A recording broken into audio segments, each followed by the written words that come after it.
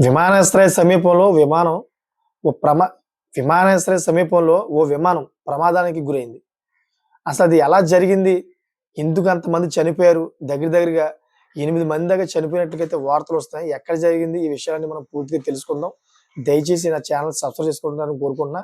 అదే విధంగా మీకు ఈ వీడియో నచ్చినట్లయితే గనక దయచేసి కామెంట్ చేసి ఇంకో 10 మందికి షేర్ చేస్తారని కోరుకుంటున్నా. ఇంక లేట్ చేయకుండా ఆ విషయాలన్నీ మనం పూర్తిగా తెలుసుకుందాం.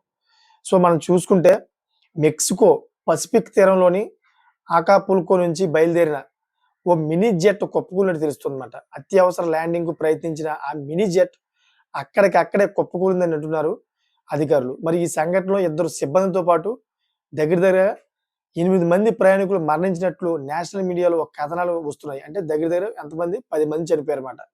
ఈ 10 మంది చనిపోవడంతో ఆ దేశంలోని ఒకేసారి ఉధృత వాతావరణం నెలకొంది. మరి ఈ ప్రమాదం జరిగిన సమీపంలోనే ఓ ఫుట్‌బాల్ స్టేడియం కూడా ఉందంట. ఆ స్టేడియంలోనే అత్యవసర ల్యాండింగ్‌కు పైలట్ చాలా ప్రయత్నించాడంట. కానీ పరిస్థితి అదుపు తప్పడంతో అక్కడే ఉన్న ఓ కంపెనీ పైకప్పు ఆ పై అక్కడే ఉన్న ఓ కంపెనీ పైకప్పుపై ఆ మినీ జెట్ పడి పేలిపోయిందంట. మరి ఈ సంఘటన జరిగిన వెంటనే అలర్ట్ అయిన అధికారులు, సహాయక చర్యలు ముమ్మరం చేశారంట.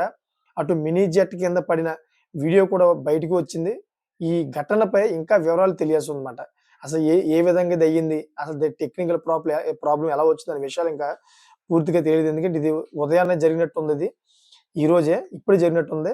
అందుకే ఇంకా దానికి పూర్తి సమాచారం ఇంకా రాలేదన్నమాట. చూసారు కదా! ఇటువంటి లేటెస్ట్ ఇన్ఫర్మేషన్ కోసం నా ఛానెల్ సబ్స్క్రైబ్ చేసుకోండి. Thank for watching friends.